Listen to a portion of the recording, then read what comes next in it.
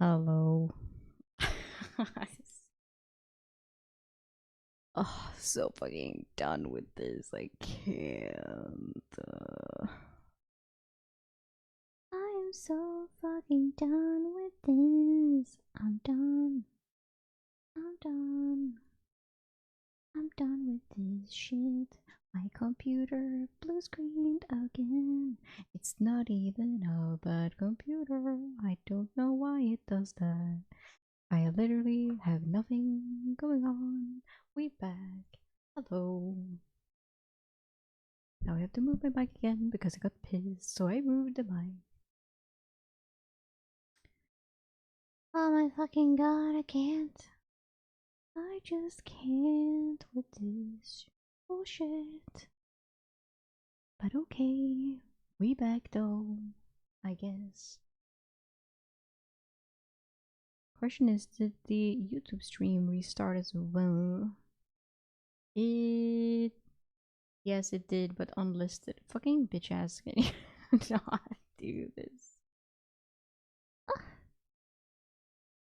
Could someone check for me if the YouTube stream is working? Did I not start it? I did start it, I think. Then it's also like, ooh. Okay, wait. Okay, now maybe we'll start. Hopefully. Maybe.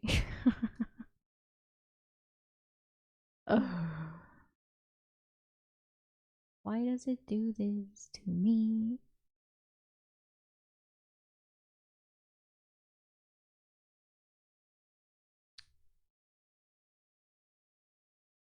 Refreshing?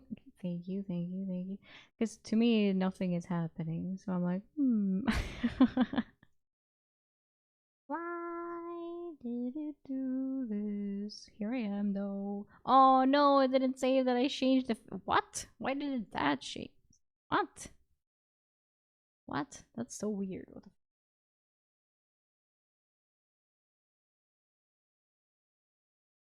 that has nothing to do with. What the fuck? Okay, so weird. Nothing so far. Great. Love it, love it, love it. Okay, well.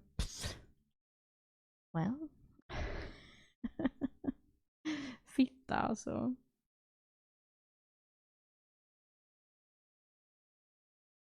Yeah, bro, can you just not? Soya? And then we go send live. Can you load? There, it's public, and then we press the start button. Maybe that will work. For the third time. Oh my god, it worked! Yay! We are live on YouTube once again. Perfect. Hello, thank you for the hearts. I really appreciate them. Even though they do nothing, but they send me some. We back. Thank you, Robin. Welcome, Robin. I don't recognize you being here before, so perfect. That's we we back now though. Hello. It's because I'm not reading Shadows. Lady Universe is upset with you. 100%. They're like, what the fuck? Why aren't you reading Shadows? I was like, because that's tomorrow. Thank you.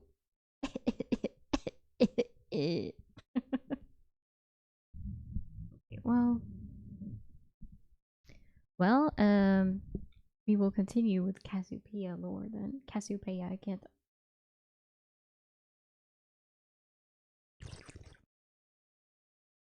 Do we really have to change the whole ad situation now as well? It did go through. I saw it. I saw it. It did go through. It went through. Uh.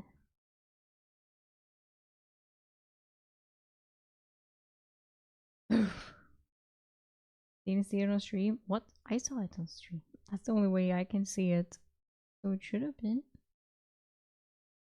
It should have been. Oh, that was my. Oh, maybe it's my Java update. That's why I blue screen. Why haven't you updated Java? Because I don't want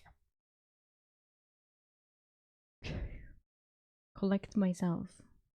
Everything is fine. Everything is awesome. Alright?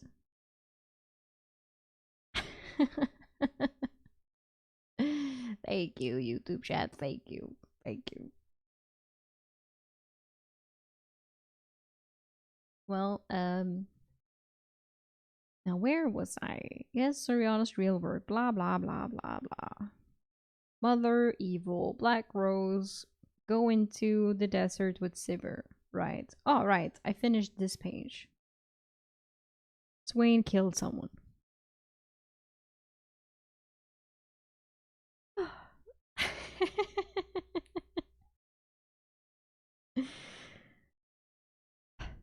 Okay. Hello, Minimalista. Didn't expect the stream so late. Well, thank you for so much for coming. I didn't expect anyone to show up this late either. It was just a little decision that I decided to do today. Tomorrow should be normal though, probably. This is practically nighttime. Sure. Yes. Totally.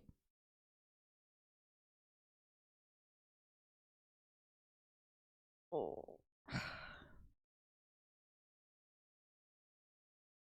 It's perfect for me, so no complaining. Well, yay!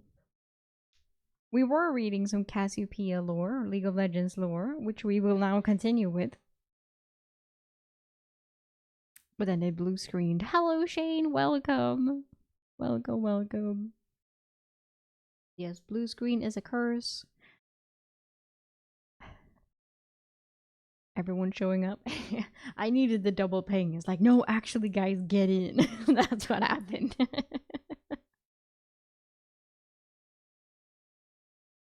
Yeah. Anyway. Anyway, shall we continue? We shall. Oh.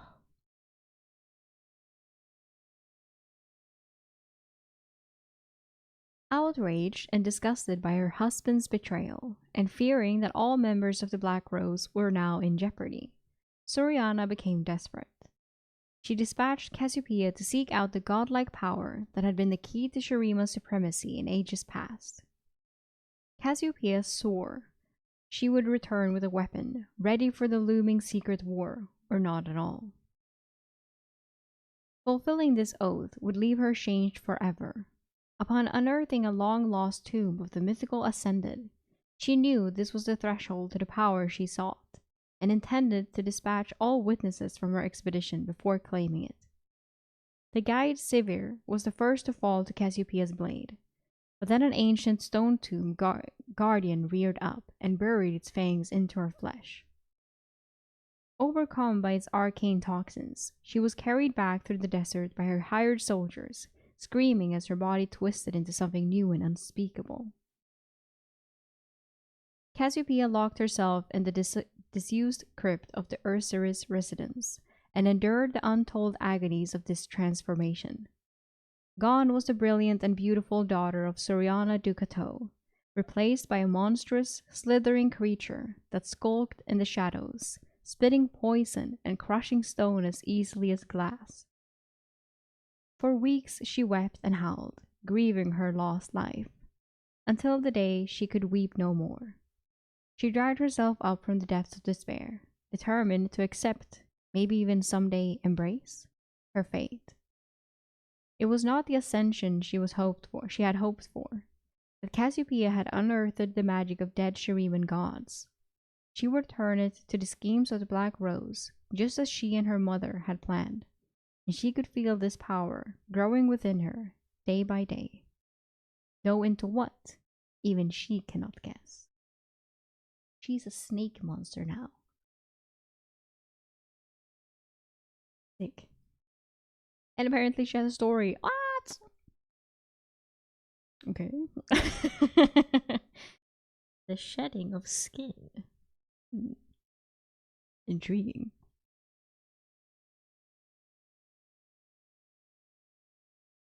Cassiopeia reclined against the crenellation rooftops, and gazed over the winding alleys and crowded streets of Ursurus.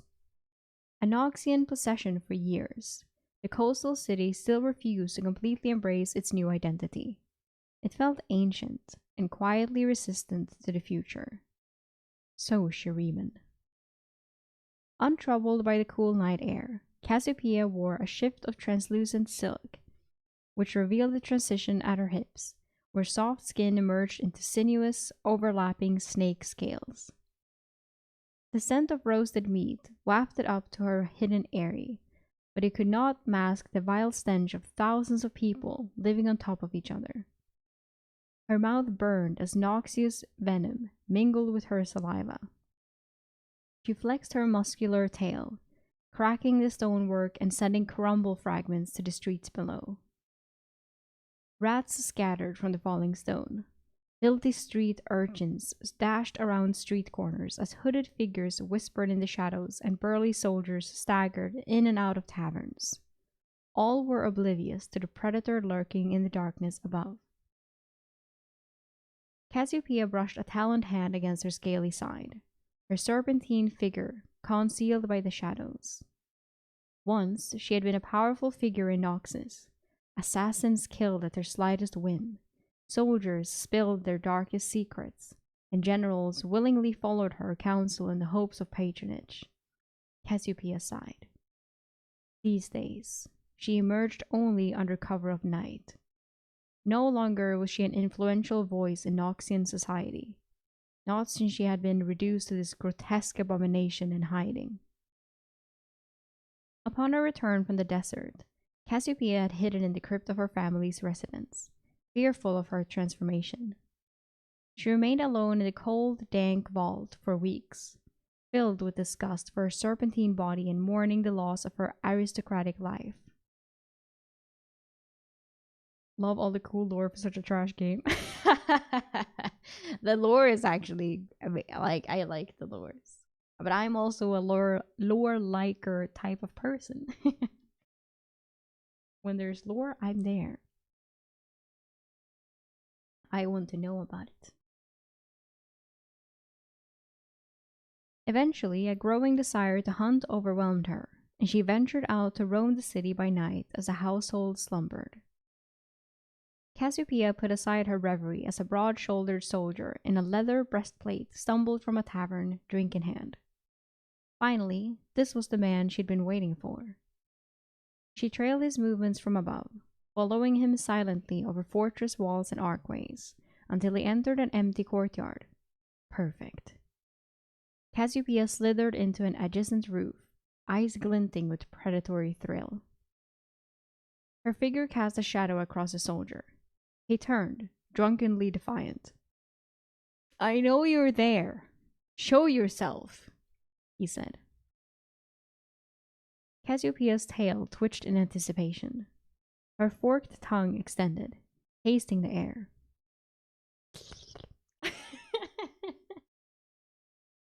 She drew the sweet scent of his blood into her lungs, then exhaled with great satisfaction.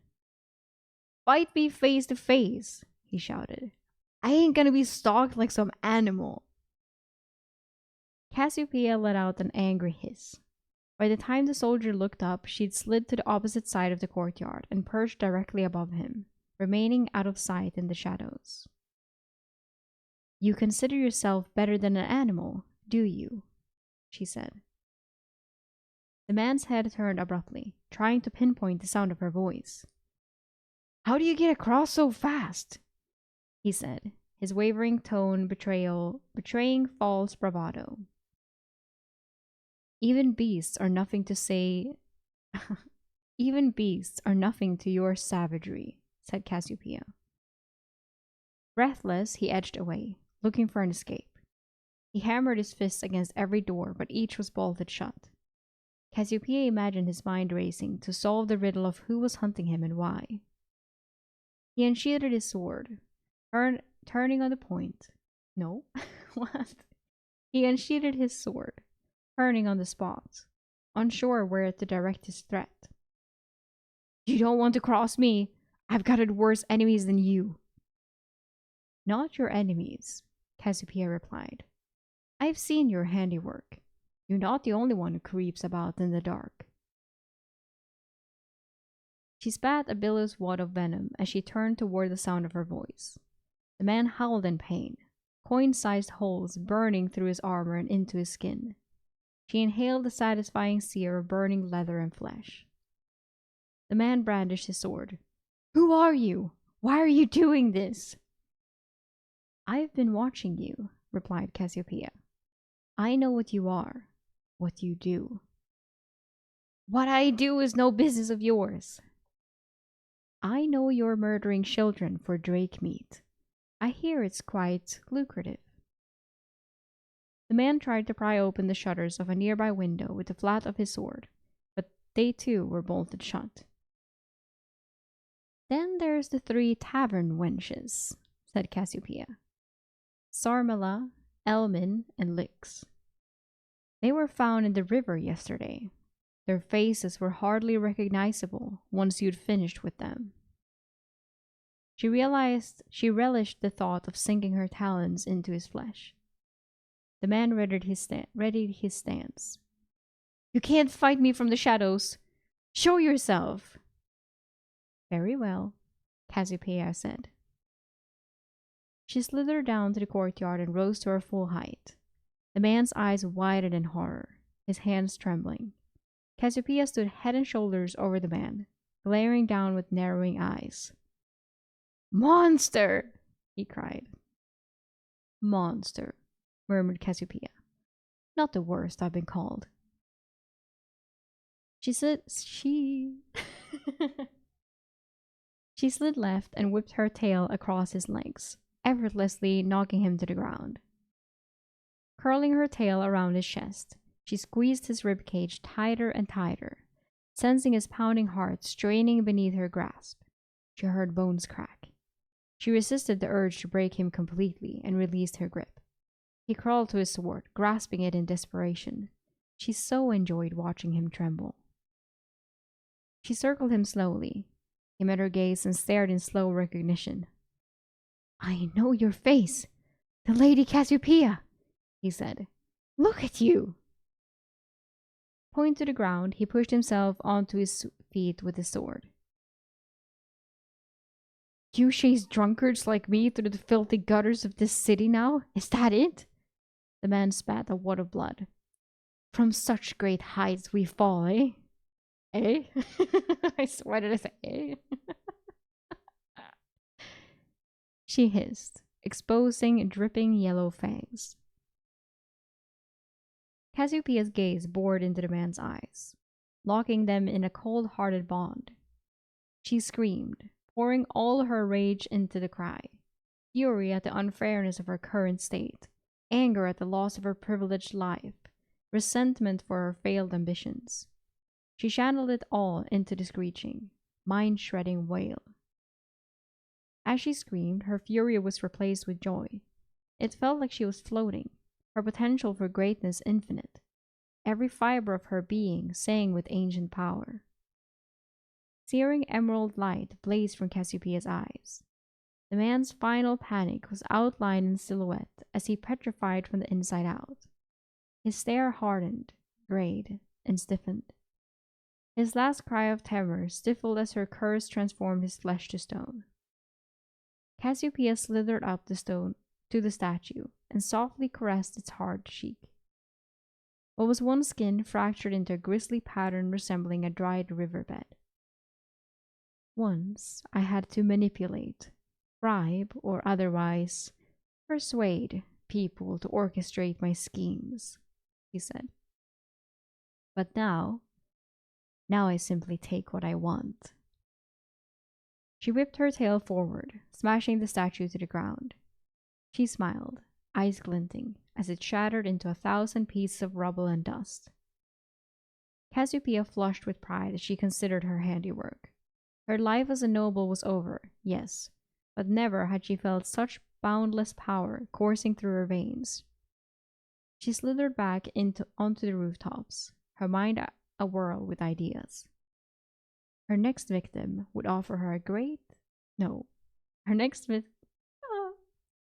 Her next victim would offer her a far greater challenge.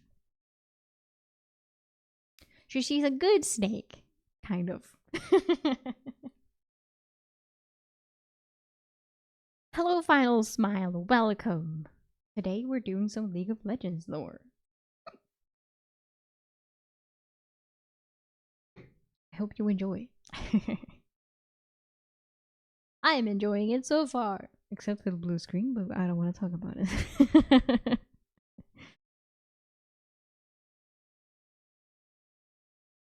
That's Cassiopeia. So now we heard about from Cassiopeia. She's also Black Rose, which also so the Black Rose we learned are something that has to do with Cassiopeia that also turned Briar into whatever the fuck she is.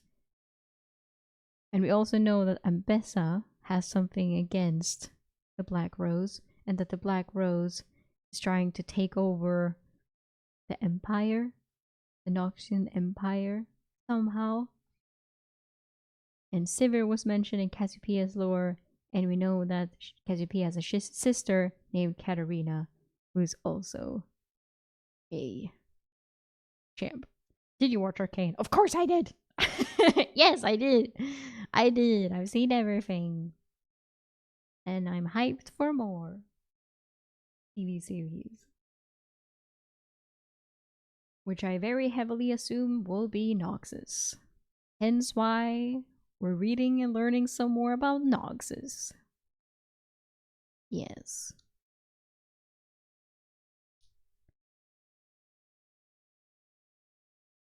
It has to be at this point, right? Like, it's not like they're gonna, okay, let's do Freljord. It's like, bro, they will go into Noxus, please.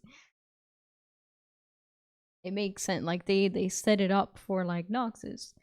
First season, they introduced Noxus. Like, that's the only other... No, I think they've mentioned other regions, but it's like, Darius. Noxus is like, why wouldn't they? So... Probably, yes. Heavily leaning towards Noxus. And someone else who is in Noxus is also Darius. He's an old champ. He probably has a lot of stuff. This is whatever. This is whatever. He has one short... 3! 4! He has 3 short stories, and then I know this is a comic. This is a whole fucking comic. Actually. Should I read this as well? That's the question. Do you read comics? Would you read it like this then? Maybe I'll... maybe not. Maybe I'll just let you know there's a comic if you want to read it. Oi! I don't want to go here, please. 3 short stories. Damn! Darius is loved. He's a big boy though. Big boy Darius. Okay. Darius. The Hand of Noxus. History only remembers the victors. Stand with Noxus and be remembered forever. There is no greater symbol of Noxian might than Darius, the nation's most feared and battle-hardened leader. Rising from humble origins to become the Hand of Noxus, he cleaves through the Empire's enemies, many of them Noxians themselves. Knowing that he never doubts his cause is just, and never hesitates once his axe is raised. Those who stand against the commander of the Trifarian Legion can expect no mercy. He's a bad beast. Bad beast, Darius.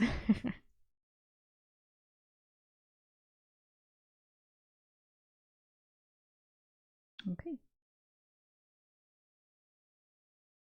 Darius and his brother Draven. Hell yeah. Again, I'm like, yes. I can only see Draven. Draven is such a special fucking character. I can't. Okay, I'll redo. Darius and his brother Draven grew up as orphans in the port city of Basilic.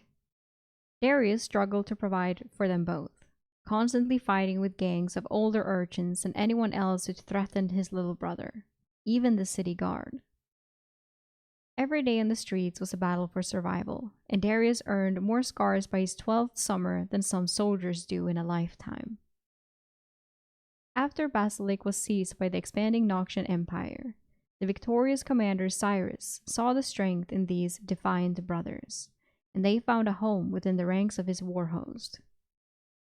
Over the years, they fought in many grueling campaigns of conquest from one end of the known world to the other, as well as crushing a number of rebellions against the throne. Within the empire, anyone could rise to power, no matter their birth, culture, or background, and none embraced this ideal more fervently than Darius. From humble beginnings, he rose steadily through the ranks, always putting duty before all else, and garnering great respect for his aggression, discipline, and refusal to ever take a backward step. On the blood-soaked fields of Dalamore Plain, he even beheaded a Noxian general after the coward ordered a retreat. Roaring in defiance and hefting his bloodied axe overhead, Darius rallied the scattered warbands and won a great and unexpected victory against a far more numerous foe. He was rewarded with a senior command of his own, attracting many thousands of eager recruits from across the empire. Darius turned the majority away, accepting only the strongest, the most disciplined and iron-willed. Such was his fearsome notoriety, even in the lands beyond Noxus, that it was not uncommon for entire cities to surrender at the first sight of his banners. After a grinding victory against the cloud fortress of the Varyu, a proud warrior people who had resisted decades of Noxian aggression, Darius was named the Hand of Noxus by Emperor Boram Darkwill himself. Those who knew Darius best knew he craved neither power nor adulation. He wished merely to see Noxus triumph over all. So Darkwill ordered him and his war hosts far north into the Freljord, to finally bring the barbarian tribes to heel. The campaign dragged on for years, ending in a bitter, icy stalemate. Darius narrowly survived assassination attempts, ambushes, and even capture by the vicious Winter's Claw. He was growing weary of endless wars of attrition, and returned to Noxus to demand a reconciliation of the military. He marched his veterans into the capital, only to find that the Emperor was dead, killed in a coup led by Jericho Swain. The act had been supported by many allies, including Darius's own brother, Draven. This was a difficult position. As Hand, many of the noble houses would expect Darius to avenge Darkwill, but he had known and greatly respected the disgraced General Swain, and had spoken against his discharge after the botched offensive in Ionia some years earlier. The oaths of the Hand were to Noxus, not any particular ruler, and Swain was a man who spoke honestly of his new vision for the Empire. Darius realized this was a leader he was prepared to follow, but Swain had other ideas. With the establishment of the Triferics, 3 individuals would rule Noxus together, each embodying one principle of strength: vision, might, and gil. Darius gladly accepted his place in this council and pledged to raise a new, elite force, the Triferian Legion, the most loyal and prestigious warriors the Empire could produce, and lead the armies of Noxus in the glorious new age of conquest. So once again, we learn again that Swain killed Darkwill. So now Darius was like, oh well, you seem pretty cool as well. I'll just hang around you now. But the issue here would be Draven. The fuck Draven. Brother versus brother. Well, no, not really. Yeah, Draven helped Swain come into power, but Darius is like, oh, that's cool, I like Swain. So they probably don't have anything against each other. Maybe a little bit, but maybe not too much. Okay. Let's do this instead, like this. It's easier.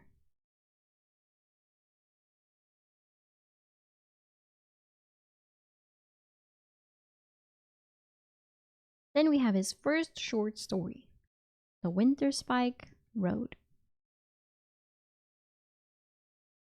By evening, the snow had soaked all the way through Maja's boots. Maja, that's a Swedish name. Like, not really, but how the fuck do you say that name in English? Maja? Through Maja's boots. Should I say it in Swedish, maybe? By evening, the snow had soaked all the way through Maja's boots. With each step, she could feel icy water slosh from her heel to her toes, like a flaying knife drawn along her foot. Other soldiers were struggling too. 15 miles downhill in waist-high snow wasn't easy, but the legionaries at the head of the column weren't limping. Their steps kept the confident rhythm they'd struck since morning, and their watchful eyes were still glued to the horizon. They probably have better boots, Maja thought. Trifarians are tough, but nobody's that tough in standard issue boots. Hey, Salt muttered, holding up.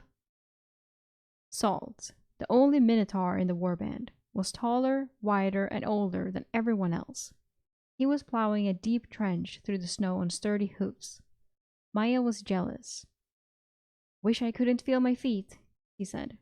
If I didn't have feet, no one could make me march. In the last campaign against the Winter's Claw, I saw a soldier's foot freeze solid, Salt said.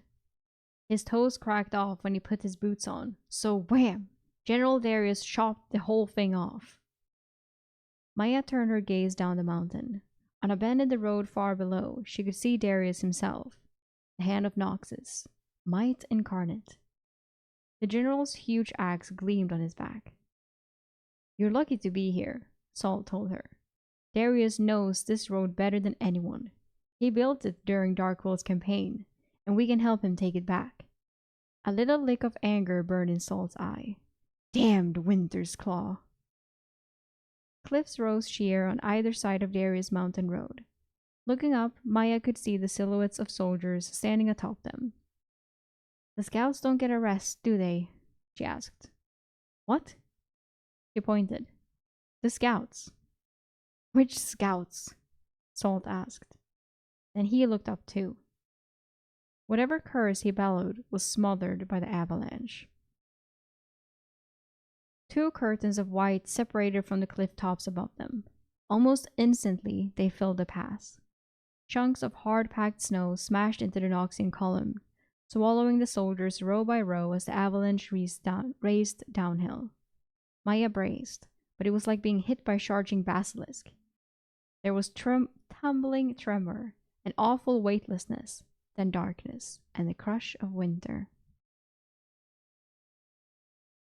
Crunch. Someone heaved Maja out of the snowpack. Get up, he commanded, a voice ringing like the clash of blades. Dig them out! She shook herself and started to dig. Then she realized she was digging beside the general himself. Darius found a cloven foot in the snow. Salt! Maja shouted. She helped the general heave him out. Maja looked back on the frosty slope. Far above, Winter's Claw warriors were picking through the scattered remains of the Noxian dead. No retreat now, Maja thought. Darius was counting heads. Officers, he called. Two Trifarian legionaries swiftly ran over. Report casualties. There's a river over the next ridge. We'll fortify there. Darius surveyed the battered Noxian ranks, his expression burning with barely leashed anger.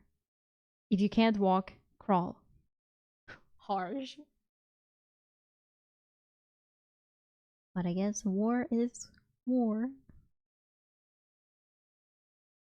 As the pale sun plummeted toward the horizon, Winter's Claw skirmishers followed the Noxian column all the way down to the frozen river, peppering them with barbed arrows. However, the probing fire didn't slow down the disciplined Trifarian legion. Maja's breath grew ragged as she hurried to keep up with them. The frozen river was wide and slick enough to make it a dangerous approach for the Winter's Claw, and by holding the bank, the Noxians knew any attack would have to come from the nearby tree line.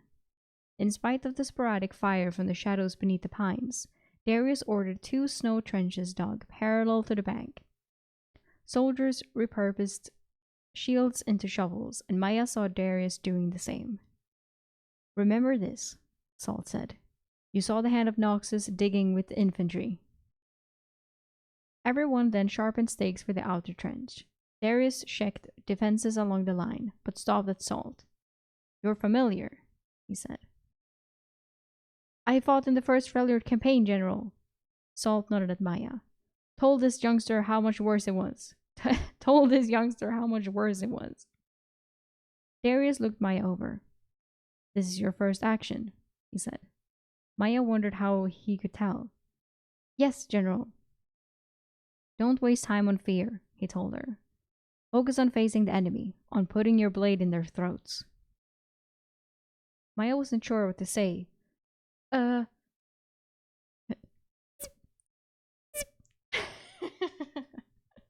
An arrow, I assume. Something parted the air between them, and a javelin lodged in the wall of the trench. Or an arrow. Javelin. Maya turned toward the tree line. Branches were shaking, blades were shining, and moonlight glinted on polished bone. "Stand to!" Darius bellowed. As the Noxians scrambled for cover, and another volley of javelins flew from the trees, Maya saw a soldier stagger, 3 feet of knotty wood sprouting from his chest. Darius pushed past Maya and Salt, arrows pinging off the axe on his back. "Soon. They'll charge soon," he told them. His eyes were lit with fierce excitement. "That's when we'll strike." And just as he spoke, a snarling came from the trees. A pack of 6-legged, cat-like shadows raced out of the darkness, trained wild claws, leaping for Noxian throats. The Winter's Claw followed. As Trifarian legionnaires rose from the trench to meet them, Maya drew her sword. She saw Darius bring his axe down like a guillotine. She rose, too, ready to fight, when Salt collapsed beside her. A javelin was buried in his shoulder. "Go!" he gasped, but Maya planted herself beside him. Winter's Claw warriors were on them in an instant, hatchets swinging. Salt deflected a skull-crushing strike with his good arm, and Maya tripped their attacker. But instead of delivering the killing blow, she turned back to Salt. She could save him. She had to. She pushed Salt towards the river, away from the fight, and they slithered out onto the ice behind the Noxian line. As Salt fell to his knees, struggling for breath, Maya had a sudden urge to flee across the river with him. "Don't!" Salt could tell what she was thinking. "A Noxian never flees." Maya's heart seemed to be beating in her throat. She opened her mouth to argue with Salt. "I am a Noxian. I am." But her mouth refused to form the words. Then Salt's eyes widened, and a heavy hand landed on Maya's shoulder. She knew who it was before she turned around. "Face the enemy," Darius growled. You're not facing them." With a flick of his arm, Darius spun her on the ice. "Noxians who flee die," he said. "By your hand," Maya knew. "By that axe." As she stared, Darius hefted the axe above his head, and for an instant Maya thought, "This is it. My execution." But the moment never came. A flurry of arrows ricocheted off the flat of the blade, falling harmlessly around them, and Darius lowered the axe again. "Noxians don't run. We win," he growled. "We chop them to pieces for what they do to us." And suddenly Maya was angry, at the Winter's Claw, and at herself, and at her fear. With jerking, frozen limbs, she shoved Salt aside. She heard him grunt as he hit the ice, but she left him there, and Darius did too. Beside him, lockstep, she ran into the whirlwind of Noxian steel. Their blades flashed, and Maya swung hers until her muscles burned and her hand was sore from the impact after impact. And with each hammering blow, she remained herself. Live. Fun. Live. Win. Chop them to pieces. By sunrise, the Winter's Claw had been rooted. When they returned, Darius and Maya found Salt at the riverbank. his chest prickled with arrows. Dead. Maya felt numb. She'd been telling herself, maybe he rallied, maybe he fought. But he just died where they had left him. I was trying to protect him, she told Darius. He was a good soldier. I was trying to protect him. Darius paused. That was a poor decision, he said. Maya startled. Sir? You should have been fighting alongside soldiers who still had a chance of living. He turned his gaze to Maya. She shuddered. His eyes were like iron. Old Salt was ready to die, but you should have been ready to fight. Yes, she stammered. I'll be better, sir. Darius turned north, toward the dawn-lit slopes of the Winterspike Mountains. Maya could see campfires up there, smoke rising through the trees. The Winter's Claw waiting. Then do it fast, Darius said. Oof.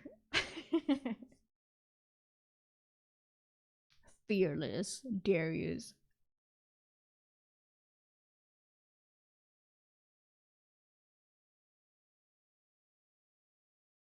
I love that he was just like, I'll kill anyone who doesn't. If you don't fight, you die. And he's like, okay. Insane. Insane. Oof. I like Darius more now. Somehow. I haven't read these. Very interesting. Oh, okay. But I'm happy to read more of him. Okay. The principles of strength. I wonder if this actually is just... This is his? Or if this is just Nox's stories. We'll see. He will probably be featured. Anyway. The principles of strength. My name is Alyssa Roshka Gloriana Valoken. Sure. For almost 2 millennia, my ancestors ruled the Delverhold as kings. Warlords, nations, and would-be empires sought to overthrow us, jealous of the wealth of the Iron Spike Mountains offered up to us, but none could reach our fastness. They broke against our walls like ocean waves and fell back from the doom of our blades. All of them failed until Noxus came, and then my family were kings no more. Okay.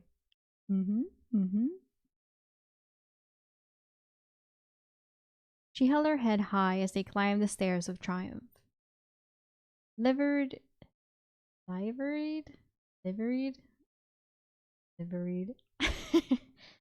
guards stood sentinel every 12 steps, but her flinty gaze was locked forward, unwavering. This might have been Alyssa's first time. Shit. This might have been Alyssa's first time in the capital, but she refused to be overawed. She would not gawk like some provincial lowborn. She was of the Delverhold, and the blood of kings flowed through her veins. The steps were flanked by guards clad in dark steel. The ore used in the forging of their armor came from the depths below her mountain home. All the best plate in Noxus started there, deep under the mountains. For 5 generations, ever since her realm had been conquered by Noxus and incorporated into the Empire, it had been so. Red banners rippled in the evening's dry wind as they ascended. The scent of coal fire and industry wafted upon the hot breeze. In Noxus, the forges rarely cooled. The immortal bastion loomed before them, dark and threatening. They flaunt their wealth and decadence, while we live as paupers, said her brother Orem. She looked askance at him, striding beside her. Askance? Orem Arkan Valoken, broad-shouldered, strong of arm, and undeniably skilled with the blade. He was also arrogant and limited of mind, in Alyssa's opinion. but she kept her disdain concealed behind an impassive, unexpressive mask. He was her elder, if only by a matter of minutes, and was only 2 steps removed from ruling the Delverhold himself. Alyssa was well aware of her place. Outwardly, the fact they were twins was obvious. Both were tall and athletic in stature, and each had the cold eyes of the family line, as well as the proud demeanor of those born to nobility. Both wore the long, black hair bound artfully in tight braids. They each bore angular facial tattoos and wore shale gray cloaks over their armor. They reached the top of the stairs. There was a flutter of wings, and a raven flew low over their heads. Alyssa almost flinched, but caught herself. Should we consider that an ill omen, brother? She saw Orm's hands turn to fists. Too long have we filled the coffers of Noxus and armored its soldier, he snarled, making only the barest pretense and keeping his voice out of the earshot of the guards. And for what? For survival, Alyssa thought, though she didn't speak it aloud. A pair of warriors clad in full plate awaited them outside the great metal doors of the palace. They stood to attention, heavy axe-handed halberds gripped in their gauntlets. The 3 indentations in their breastplates and their dark red cloaks and tabards informed Alyssa these were no regular guards. Legionnaires, breathed Orm, his usual bluster and arrogance forgotten. In a nation of killers, the elite Trifarian Legion was feared and respected above all, by both friend and foe alike. It was said that their mere presence had seen cities and nations take the knee, rather than face them in battle. They honor us, Alyssa said. Come, brother, it's time we meet this so-called Council of 3 for ourselves. Oh, well, Darius is part of that. Isn't he? I think so. Maybe. Should be, probably. We'll see. The first thing anyone saw as they entered the audience chamber was the throne of the old Noxian emperors. It was an immense thing, carved of obsidian, blunt and angular, and the innumerable hanging banners, sharply angled pillars, and the burning sconces, sconce,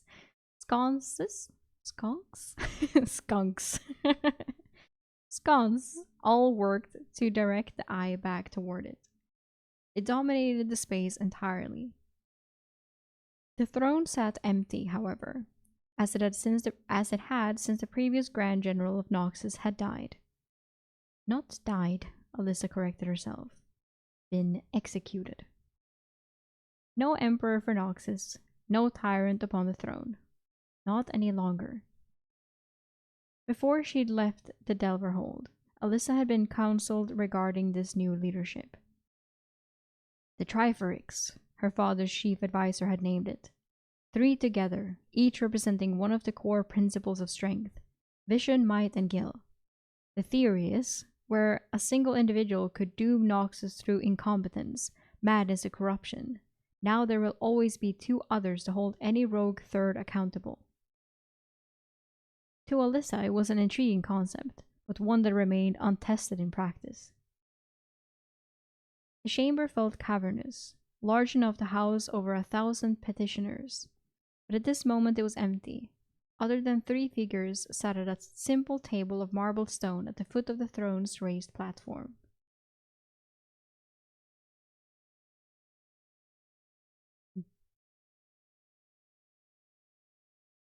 The 2 grim, unspeaking warriors of the Trifarian Legion escorted Alyssa and her brother toward the trio, their footfalls echoing sharply upon the cold floor.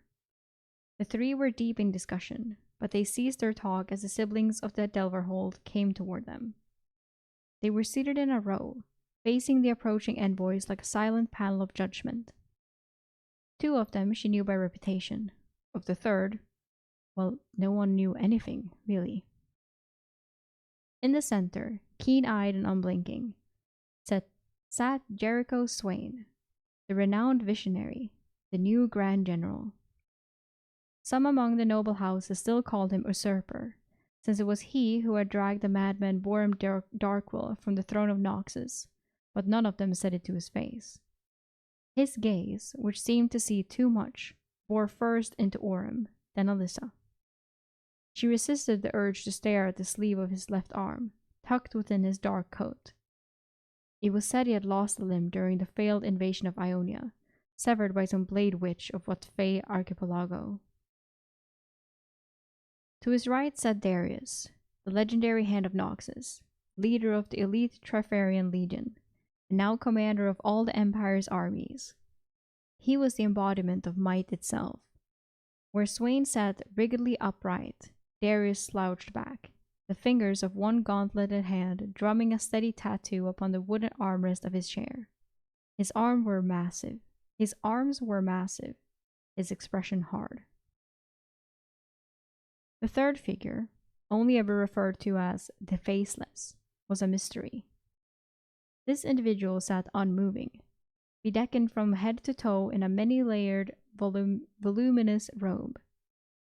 They wore a blank, staring, glossy black mask, and even the eye holes were obscured with dark mesh, giving away nothing as to their identity. Their hands, too, were concealed, hidden in sleeves of thick fabric. Alyssa thought she perceived a vaguely feminine aspect to the mask, but that might simply have been the way it happened to catch the light.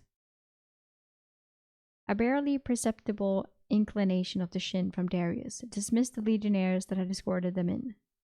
The two warriors slammed their armored fists to their breastplates in salute and retreated a half-dozen steps, leaving Alyssa and her brother alone before the Triferics. "Sit, please," said Swain, indicating the chairs opposite. "I prefer to stand, Grand General," replied Orem. "As you wish." There was something undeniably threatening and predatory about the Grand General, Alyssa decided, considering he was a cripple heading into his twilight years. Orem and Alyssa Volloken, third and fourth born children of the governor of the Delverhold, he continued. "It's a long journey from the Iron Spike Mountains. I take it this is not a social visit." "I come bearing the seal of my father," said Orem, "to speak in his name." "Get on with it then," said Darius, his voice the warning growl of a merc wolf. "No ceremony. This is Noxus, not some noble court." His accent was rough and earthy, not cultured like Swain's, the voice of a commoner. Alyssa could almost feel her brother's sneer. "For decades, the Delverhold has served loyally," Orem began, emphasizing the nobility of his own accent, perhaps in an unwise show of superiority. "Our gold feeds the campaigns of conquest. Our ironclads and arms the warbands of the Empire. The Trifarian Legion, too." Darius remained unimpressed. "Iron spike ore makes the best armor. I would not have the Legion protected in anything else. You should be proud." "We are proud, my lord," said Alyssa. "I am no lord, especially not yours." Swain smiled, raising his hand. "What he means to say is, in Noxus, no man or woman is born superior to another. It is not by bloodline that one earns their place, but by their deeds." "Of course," Alyssa demurred, cursing herself inwardly for her mistake. "We toil like slaves in the darkness of the deep mines below the mountains," Orem went on. "And every day we watch as the fruits of our labors are taken from us in great wagon trains that come back empty. We are scarcely able to feed our—" "Oh, really?" Swain exclaimed, raising an eyebrow. "Please, show me your palms." "What?" said Orem, taken aback. "Show us your hands, boy," said Darius, leaning on the polished surface of the table between them.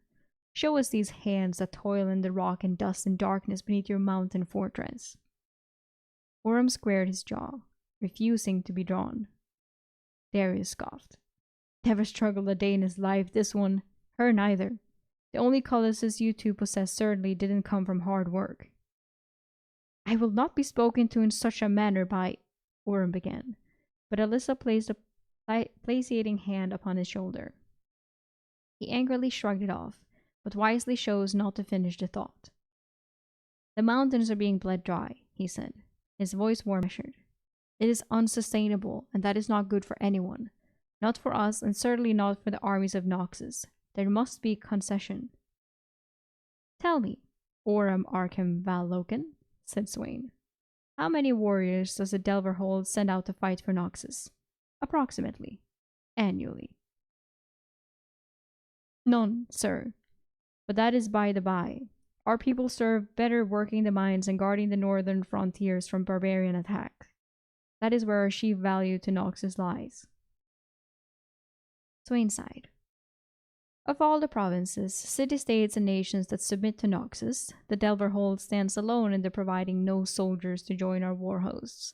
You do not bleed for Noxus. You have never bled for Noxus. Is that not concession enough? It is not, Oram replied curtly. We have come at our father's behest to renegotiate our tithes, or the Delverhold will have no option but to reconsider its place within the Noxian Empire. The room had become very still. Even Darius had ceased to incessant tapping of his fingers. Alyssa's face drained of color and stared at her brother in horror. This was a turn she had not been privy to, and her mind reeled at its implications. The faceless continued to gaze levelly at her from behind that glossy mask. I see, said Swain finally. I believe I know your father's real purpose in sending the two of you here. But the question is, do you? Oram nodded to Alyssa. Show them, he ordered, his eyes flashing in anger. She took a deep breath and brought forth a scroll case. Unhooking its end with trembling fingers, she slid free an old sheaf of parchment, covered in intricate, angular writing in Noxian.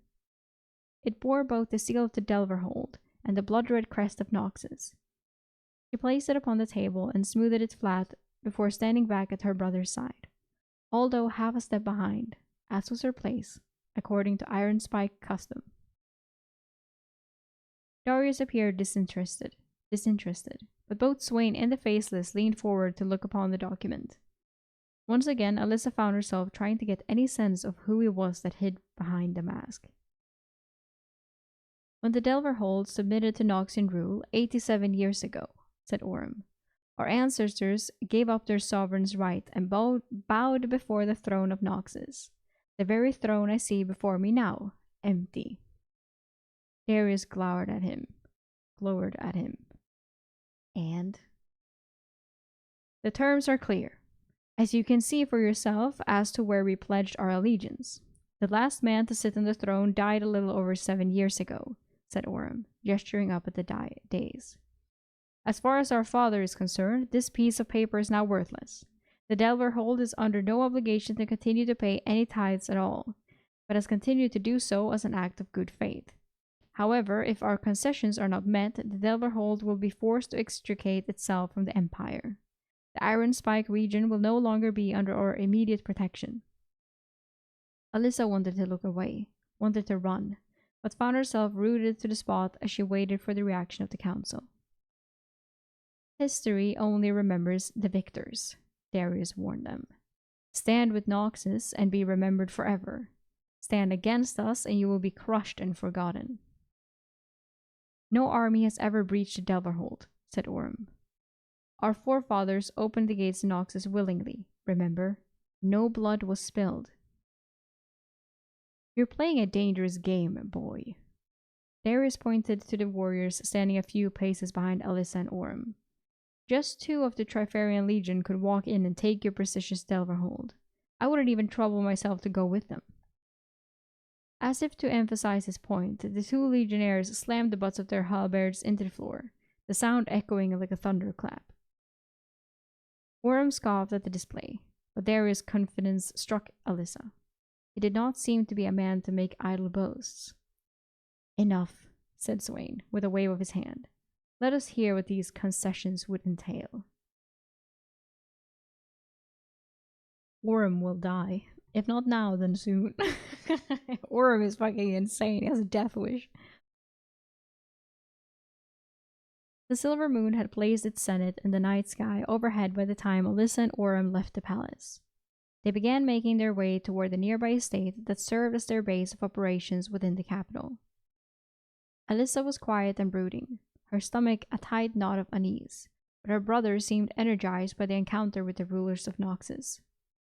Swain will agree to our terms, I'm sure of it, he gushed. He knows the Delverhold is too important to the Empire to allow Father to close its gates. This is madness, Alyssa muttered. You walk in there and you threaten them? That was your plan? That was Father's plan. Why didn't you tell me? Would you have agreed to it, had you known? Of course not, Alyssa replied. This is a fool's errand. We may just as well have offered ourselves up for the next fleshing. If Swain is convinced, we only need one of the others to join him for them to concede to our terms, said Orem, seeming not to hear her concerns. That is how the Triforix works.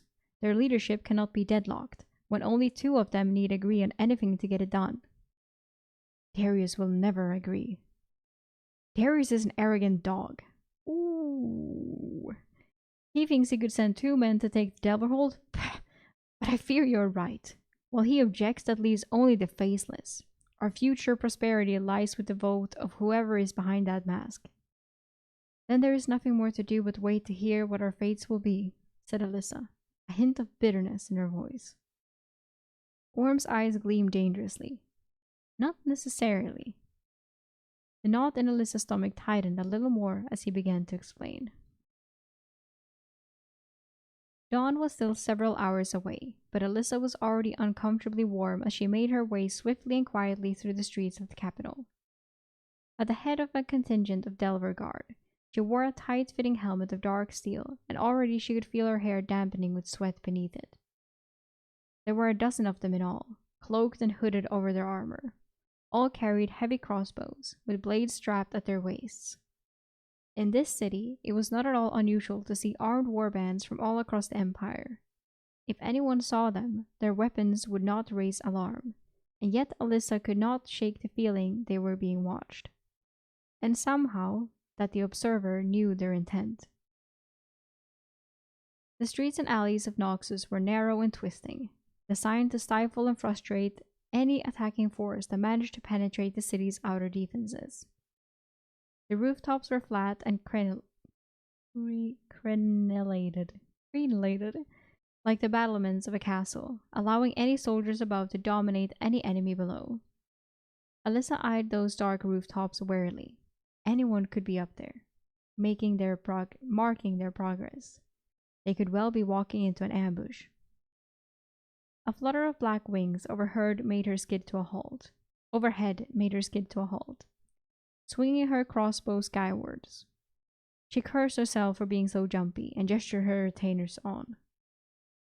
This is a bad idea, Alyssa said to herself, for the 20th time since leaving the estate. She had said as much to her brother, trying to dissuade him from this course of action, but his mind was set. This was their father's will. Orem had started with finality. They would return home having secured a new deal, or they would not return at all. There was no other course. Now she had some time to digest it. Alyssa was not surprised that this was the old governor's plan all along. Of course it was. While it may well end in both her and her brother's capture and subsequent execution, what was that to her father?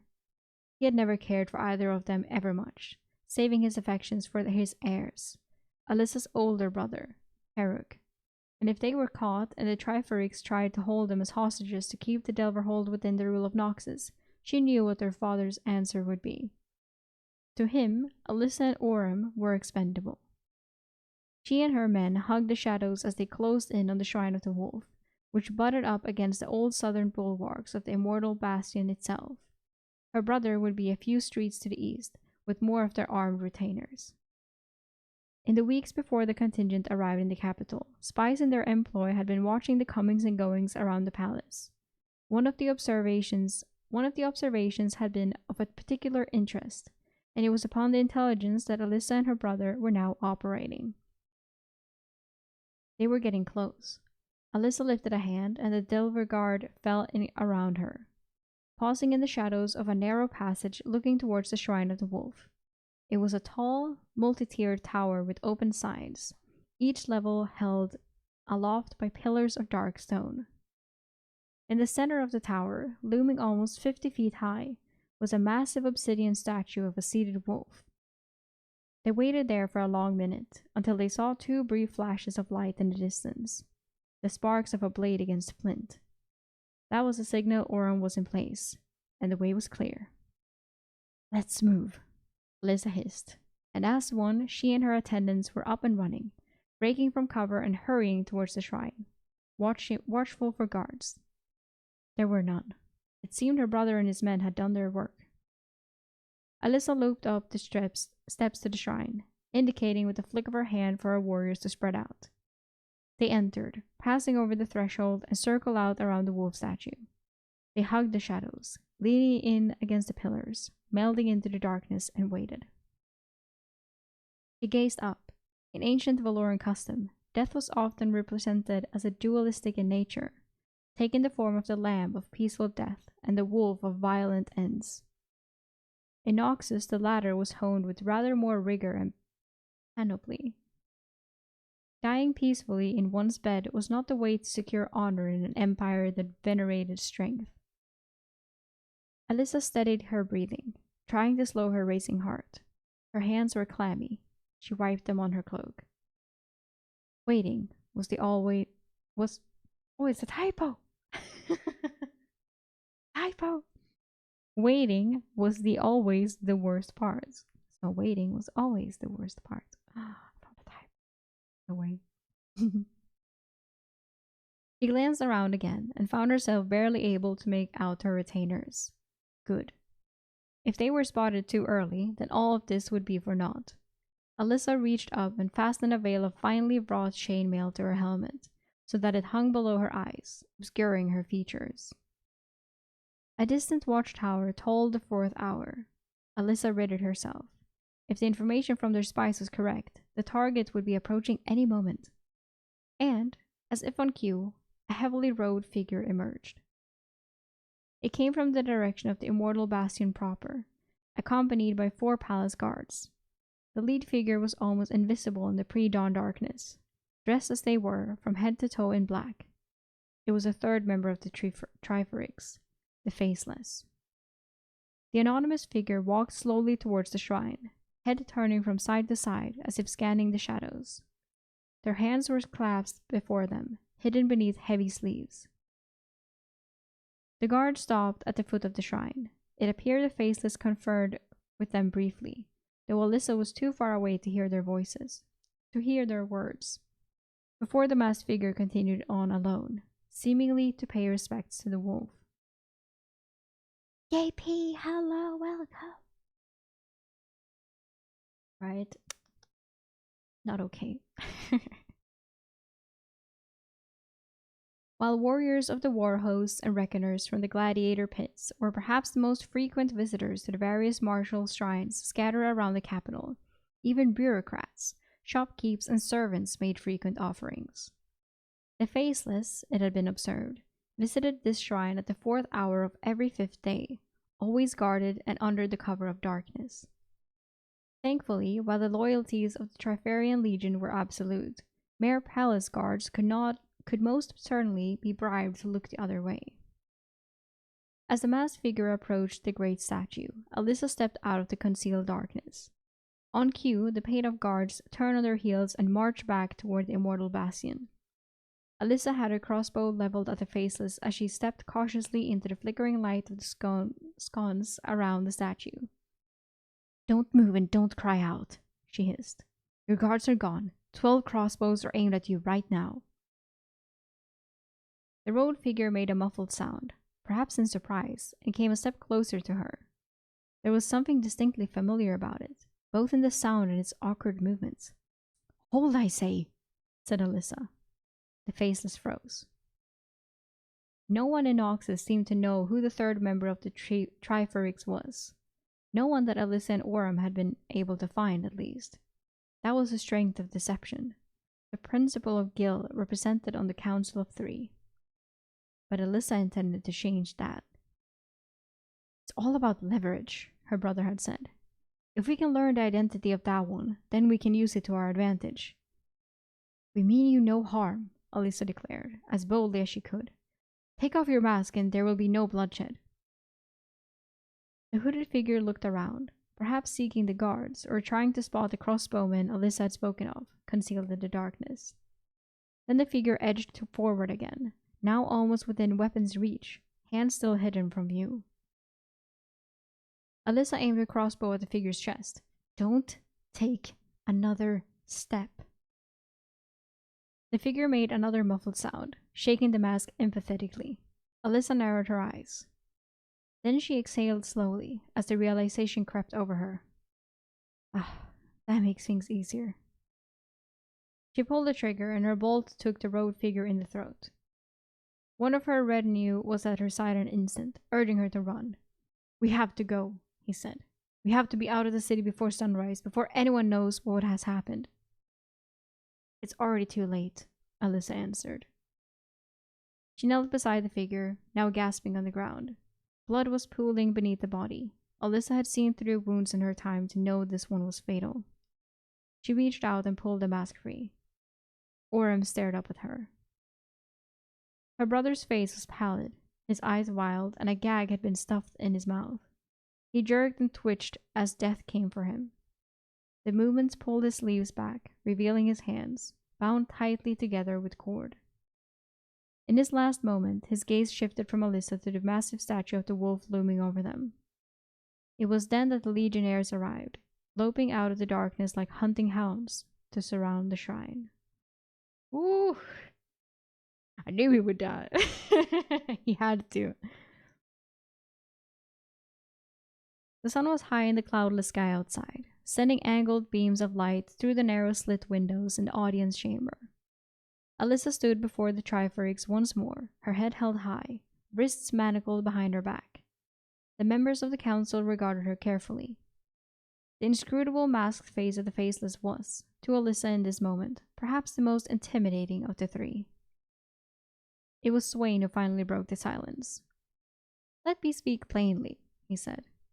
The Delverhold is of great value to Noxus, but not so valuable that we would acquiesce to the demands and threats of its governor. That would be a signal of weakness.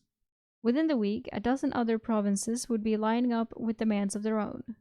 No, that was never going to be another typo? Going to be happening. But you already knew that. I did, said Alyssa. My brother clearly didn't. Then it might make lesser minds wonder, why would an intelligent young woman such as yourself go along with such an obvious and clumsy scheme? Duty, Alyssa replied. Duty to the Empire must always overshadow duty to family, said Swain. Alyssa might have imagined it, but she thought she saw Darius' expression darken very slightly at those words. Even so, the head of Noxus held his tongue.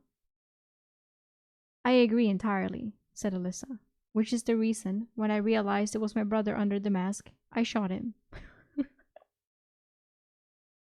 Swain turned towards the masked Faceless. A risky gambit, to gag and disguise your captive. Those were other ways we might have tested her. There were other ways we might have tested her. He turned back to Alyssa. Indulge me, please, for the benefit of my fellow council members. Why would you knowingly shoot and kill your brother? My father sent us here to die, Alyssa replied, and would have used our deaths to justify closing the gates of the Delverhold to Noxus. Go on. My father and my brother are fools. They have been blinded by their desire to rule the Ironspike Mountains as kings once more, as our forebears did. They would lead my people to their doom for such a fleeting vanity. The merest hint of an icy smile turned the corner of Swain's mouth. So then, Alyssa Roshka Gloriana Valoken, what would you propose instead? Gilmere, welcome! I've been listening for 10 minutes and thought it was Shadow Slave, then I hear Noxus and I'm like, wait a minute. Wait a minute! This is League! You're correct. The aging governor Valoken looked up, an expression of pure outrage upon his face, as Alyssa threw open the doors to his tally chamber. What is this, girl? He snarled, racing to his feet. You returned unannounced? Where is Orem? Striding behind her were two warriors of the Trifarian Legion, imposing and ominous in their dark iron spike armor, halberds at the ready. Beside her father was her brother Herrick, heir to the Delverhold. His eyes were wide and great and fearful. Guards! The governor shouted. Stop them! His personal His personal guard, however, made no move to intervene. The reputation of the Legion was known throughout Valoran, even among those who had never fought beside or against them. They marched with the authority of the Hand of Noxus. To defy them was to defy the Triferix itself. Alyssa had thought much about the words Darius had spoken, those words that her brother had scoffed at. Just two of the Trifarian Legion could walk in and take your precious Delverhold. It had proven to be no idle boast after all. What have you done? Her father hissed, sinking back into his chair. What was needed? Alyssa produced a rolled parchment, freshly written and stamped with the crest of Noxus, crest of the Triferix, and slammed it down on the table before her father, making him jump. On the order of the Grand General, I am removing you from office, said Alyssa. Henceforth, I shall govern this place, for the good of the Empire. You, her father scoffed. A woman has never ruled the Delverhold. Then perhaps it is time that changed. It is time for someone who will look to the future of our people and not obsess about the kings and faded glory of the past. Alyssa nodded, and her father's own guard stepped forward, grabbing hold of him. You can't do this, he screeched. I am your father. I am your lord. You are no lord, said Alyssa. Especially not mine. Woo! She hit him with the same line. That's insane. That's good. That's good. Very good short story. I enjoyed it a lot. Oh. Darius is crazy. Swain is cool. Orem is dead. Alyssa is now brainwashed. I am your father. Yes. Oof. Okay, let's see how long this one is. Not long at all. Will I be able to make it? No, I have to quickly go to the bathroom. I was like, can I make it? I can't. Yeah, I'll be right back.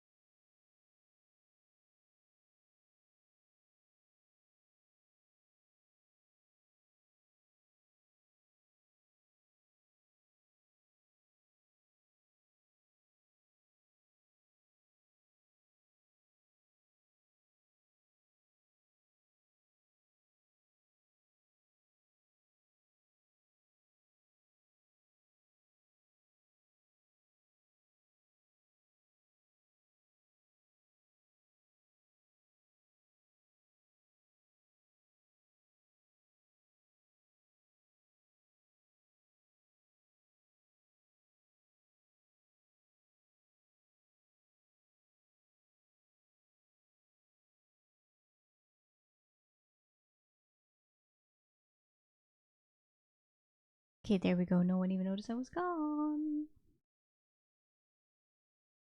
Okay.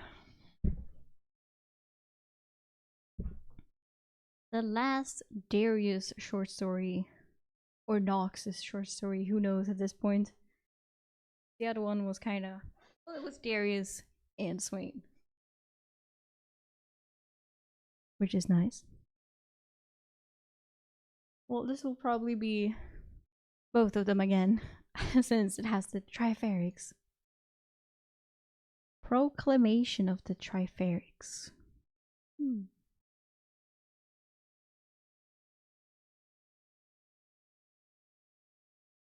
Citizens of Noxus, I bring word from the capital. It is a time for celebration. The hand of Noxus is returned, and stands with our new Grand General. With the noble houses united behind them, the new age of our glorious empire begins now. Let it be known that, on this day, from distant Shurima to the shores of Ionia, the countless wars initiated by Boram Darkwill have been ended. No longer will our treasuries be drained in pursuit of victories that none can truthfully promise. No longer will our brave warriors spend their lives needlessly and without gain. Noxian gold and Noxian blood. These are the treasures that Jericho Swain has pledged to return to you, the people. While on campaign in the Northlands, mighty General Darius received orders to stand down. Rather than meekly accept his edict, he marched back to the capital with all his war hosts, for the duty of the Hand of Noxus is first and foremost to the empire itself, and not to whomsoever shall sit upon its throne. With the passing of years, it is right and proper that he would question these orders, and the authority by which they were issued. Let it be known that General Darius met with General Swain. Let it also be known that Darius was satisfied that the coup against Boram Darkwill was just and legal, and that Swain's intentions were for the good of all Noxus. Long live Grand General Jericho Swain, savior of the Empire! Under the protection of Darius and his war host, representatives from all noble houses have met to hear Swain's plans for the future of Noxus. Those who have sworn themselves and their houses to him in perpetuity have received full pardons for any prior wrongdoing or opposition they may have offered.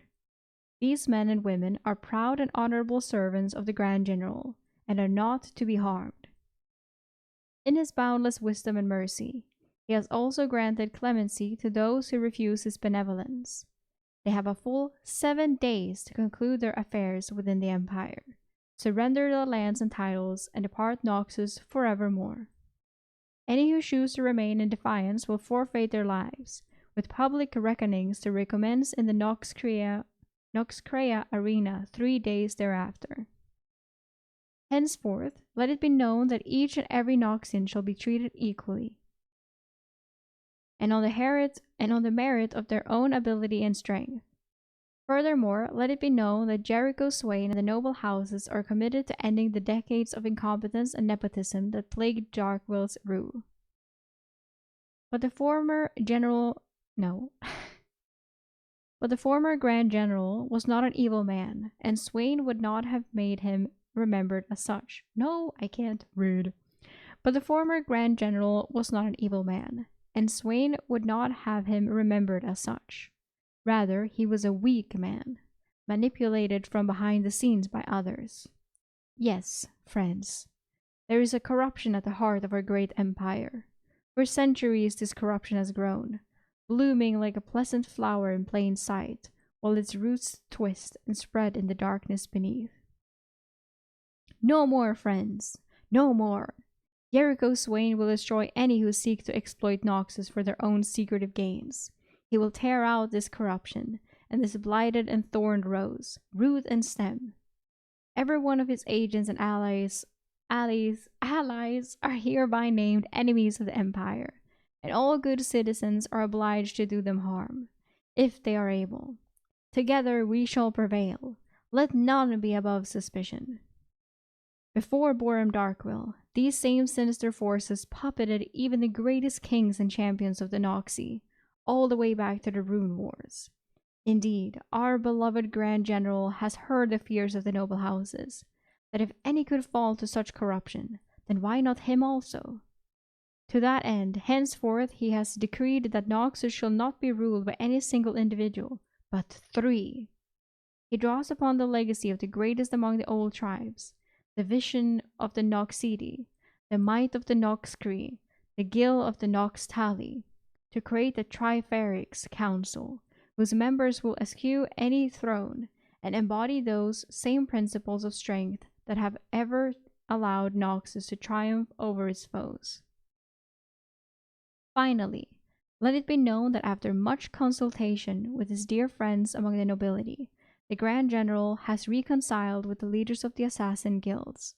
Alongside Swain and Darius, they will find a place in the council prepared for them, maintaining a faceless representative to protect the Empire against even the most insidious threats from within. Go forth, citizens. Carry these words and proclamations to all. The greatest years of Noxus lie yet before us, and we shall rise as a single people, united in purpose and glory once more. Oh, okay. Archivist's note. In spite of the inspirational and conciliatory promises contained in these official pronouncements, within a single year the Triforix had completely changed the political landscape of Noxus. Imperial governorships and military commissions were no longer inherited, but bestowed through official channels. All personal wealth has to be declared and verified, and hefty taxes imposed on any gold or silver not held in trust by state banks. Finally, it became illegal for any citizen to be owned as chattel by another. An unauthorized sale or transfer of the same was made punishable by death. Effectively, Jericho Swain courted the noble houses to gain a foothold within the assassin guilds, then systematically dismantled the power structures that had supported them for almost 1,000 years. Though the full repercussions of this remain to be seen, it is likely that many nobles have been driven into alliance with his clandestine enemies and eventual rebellion. Swain is crazy. Swain takes no shit. Oh, okay. I'm not gonna do the whole comic. Some Darius art.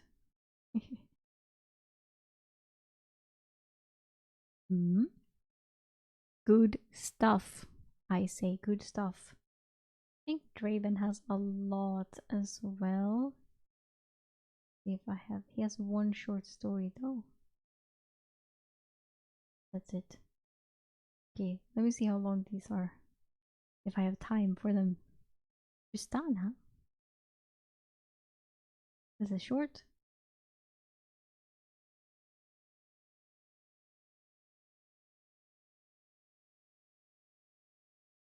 No, this will be next time. Draven will be next time. We did Darius today. Next brother next time. Next Monday, maybe. Maybe Mondays. Oh, I love League Lore. I want to read more. I want to read more, but I don't have time. Seems fair. Yes, but we did 4 whole champions today. That's a lot, though. Though Ambessa had nothing. Briar had nothing. Cassiopeia had something, and Darius had a lot.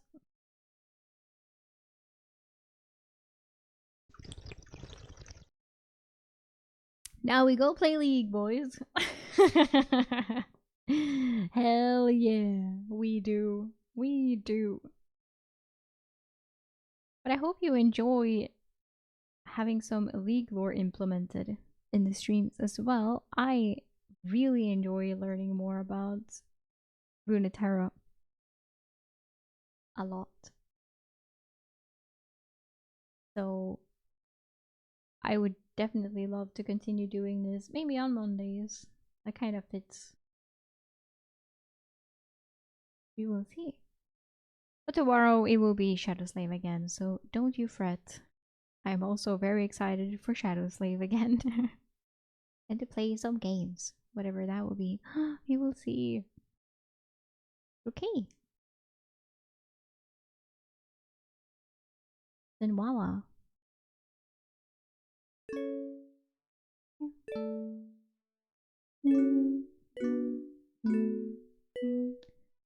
Thank you so much, everyone. That's so many wanted to join this late little lore stream. I enjoyed it a lot, except for the fucking blue screen, but I don't want to talk about it.